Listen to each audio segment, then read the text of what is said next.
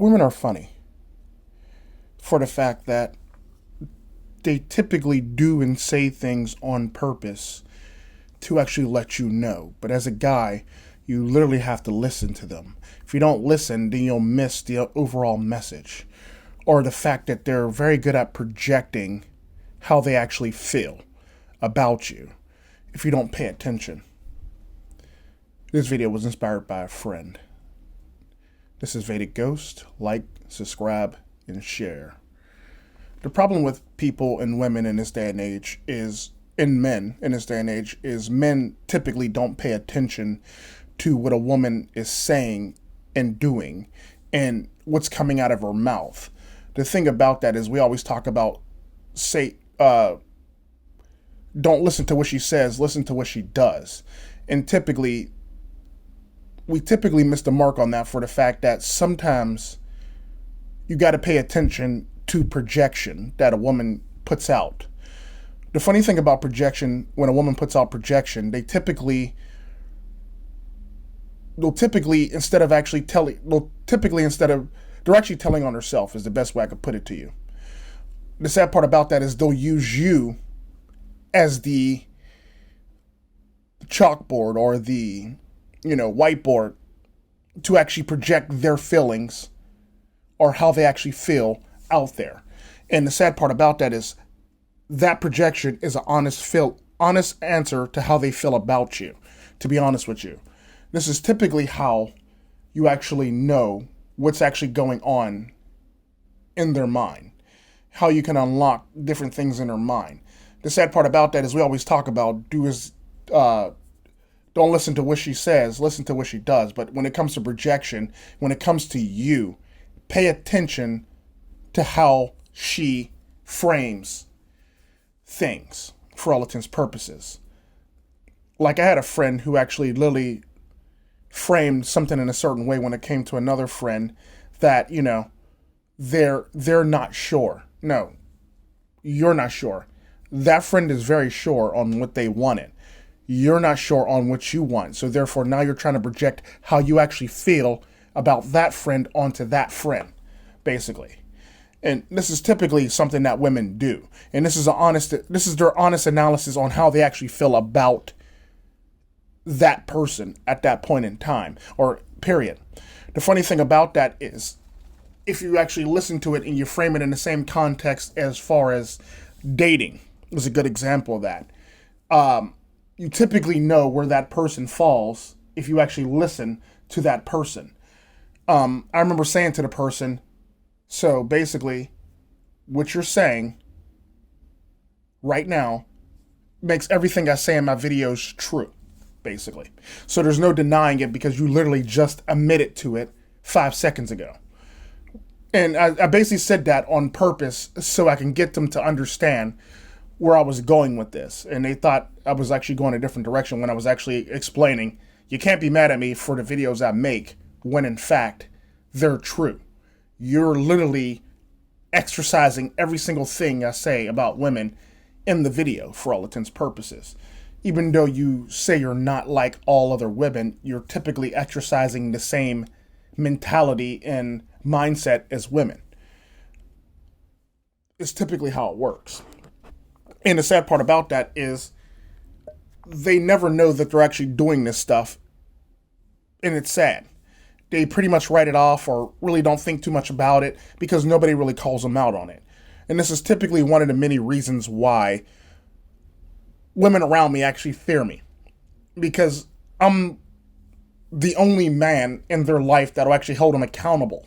Let it be friend, let it be woman, let it be family, let it be friend, let it be anything like that. I'm the only man that'll hold them accountable for the shit that they say and comes out of their mouths in their actions.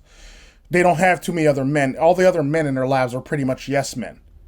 Or I want to do everything for you men, basically. When in fact, I'll hold you accountable for the shit that you do and say. I'll make you responsible and make you a better human being, and people hate that for all intents and purposes, the best way I could put it. The sad part about that is you get friends who, typically dislike you or, treat you a certain way. But back to this actual person. The topic that came up was I was at a bar with another friend, I'm not going to say his name.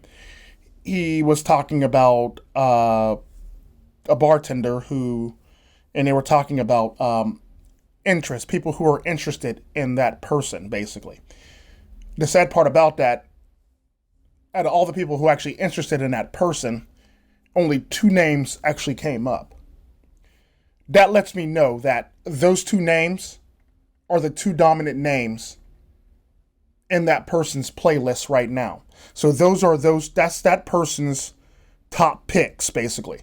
So anytime a woman starts talking about certain things and she starts talking about people who are interested in her, if you've ever noticed, she'll cast aside everybody else that's interested in them, and she has 2 top picks of men who are interested in her. The sad part about that is, when it comes down to it, you find out very quickly where everybody else falls in a pecking order. But the sad part about that, this man didn't pay attention to the fact that only 2 men's names came up for men who are quote unquote interested in her. This means all other men are null and void, and they don't really matter. It's funny, but typically men will overlook that or not really think too much about it, when in fact you should actually question it or think about it and think where you actually fall within that person's whole entire wheelhouse or dynamic for all intents and purposes. This is typically why I always talk about friends or friendships, basically. If you never met that person in the place that you met them, would you even talk, or would you ever be friends? Think about that.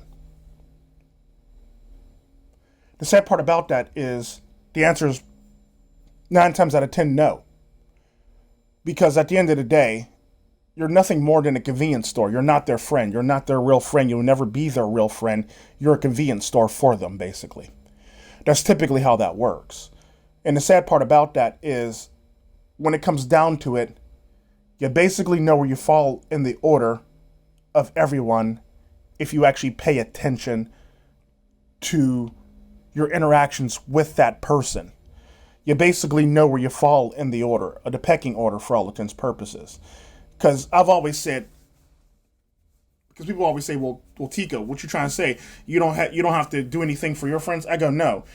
When it comes to my friends, I fall in one or two places: last or first. I'm either the person they're calling first, or I'm the person they're calling last.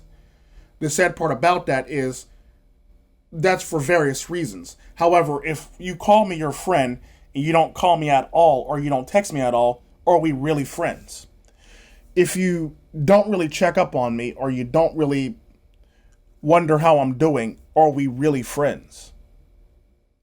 That's the funny thing about it. Like, when it comes to friends, for all intents and purposes. So you have to know where you actually fall in a pecking order.